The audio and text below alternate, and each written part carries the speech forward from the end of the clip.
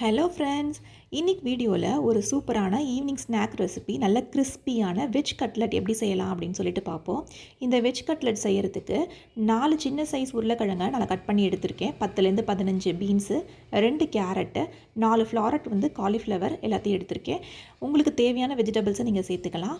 கொஞ்சமாக உப்பு சேர்த்து நல்லா கலந்து விட்டுட்டு இதை நான் ப்ரெஷர் குக் பண்ணி எடுத்துக்க போகிறேன். நீங்கள் ஸ்டீமர் இருந்தது அப்படின்னா அதில் பாயில் பண்ணி எடுத்துக்கலாம். ஹை ஃப்ளேமில் 2 விசில் விட்டு நான் இதில் எடுத்திருக்கேன். வெஜிடபிள்ஸ் வெந்ததுக்கப்புறம் அதை எடுத்து ஒரு 70 to 75% நல்லா ஸ்மாஷர் வச்சு ஸ்மாஷ் பண்ணிக்கலாம். ஸ்மாஷ் பண்ணிவிட்டு இப்போது இதில் ஏற்கனவே நம்ம கொஞ்சம் உப்பு சேர்த்துருக்கோம். ஸோ தேவையான அளவு உப்பை சேர்த்துட்டு 3/4 டீஸ்பூன் அளவுக்கு chilli powder, 1/2 teaspoon jeera powder, crush பண்ணியிருக்க கார்லிக் ஜிஞ்சர் ஒரு டீஸ்பூன் சேர்த்துருக்கேன். 1/2 teaspoon garam masala, 2 tablespoon bread crumbs சேர்த்து நல்லா கலந்து விட்டுறலாம். இது நல்லா கலந்து விட்டதுக்கு அப்புறமேட்டுக்கு கட் பண்ணி வச்சுருக்க கொரியாண்டர் லீவ்ஸை இதோட சேர்த்து நல்லா கலந்துக்கலாம். இன்னொரு பவுலில் 2/2 டீஸ்பூன் அளவுக்கு கார்ன்ஃப்ளவர், 2 டீஸ்பூன் அளவுக்கு மைதா, கொஞ்சமாக உப்பு, தேவைப்பட்டால் ஒரு 1/4 டீஸ்பூன் ஹோல் பெப்பரை நீங்கள் க்ரஷ் பண்ணி சேர்த்துக்கலாம். தண்ணி சேர்த்து நல்லா கொஞ்சம் லிக்விட் கன்சிஸ்டன்சிக்கு வச்சுக்கலாம். இப்போது நம்ம ரெடி பண்ணி வச்சுருக்க வெஜிடபிள் மிக்சரை நல்லா பால் மாதிரி இது பண்ணிவிட்டு அதுக்கப்புறம் அதை நம்ம கொஞ்சம் போலாக தட்டிக்க வேண்டியதான்.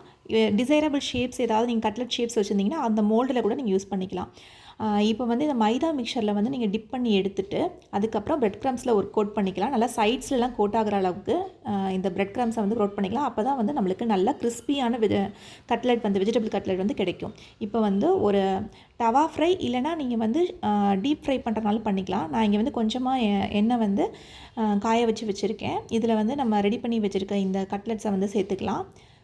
மீடியம் லோ ஃப்ளேமில் நல்லா 2 சைடும் ஃப்ளிப் பண்ணி இதை குக் பண்ணிக்கலாம். அப்போ தான் நல்லா கோல்டன் ப்ரௌன் கலர் நம்மளுக்கு கிடைக்கும். எல்லா சைடும் நல்லா கிறிஸ்பியாகவும் உள்ளேயும் நல்லா வந்திருக்கும். ஸோ நம்மளுடைய சூப்பரான வெஜிடபிள் கட்லெட் ரெடி ஆகிடுச்சு ஃப்ரெண்ட்ஸ். நீங்களும் செஞ்சு பாருங்கள். செஞ்சு பார்த்துட்டு உங்களுடைய கமெண்ட்ஸை எனக்கு சொல்லுங்கள். நம்மளுடைய சேனலுக்கு நிறைய சப்போர்ட் பண்ணுங்கள். உங்களுடைய சப்போர்ட், உங்களுடைய லைக், ஷேர் எல்லாமே எனக்கு ரொம்ப என்கரேஜபிளாக இருக்கும். தேங்க்ஸ் ஃபார் வாட்சிங்.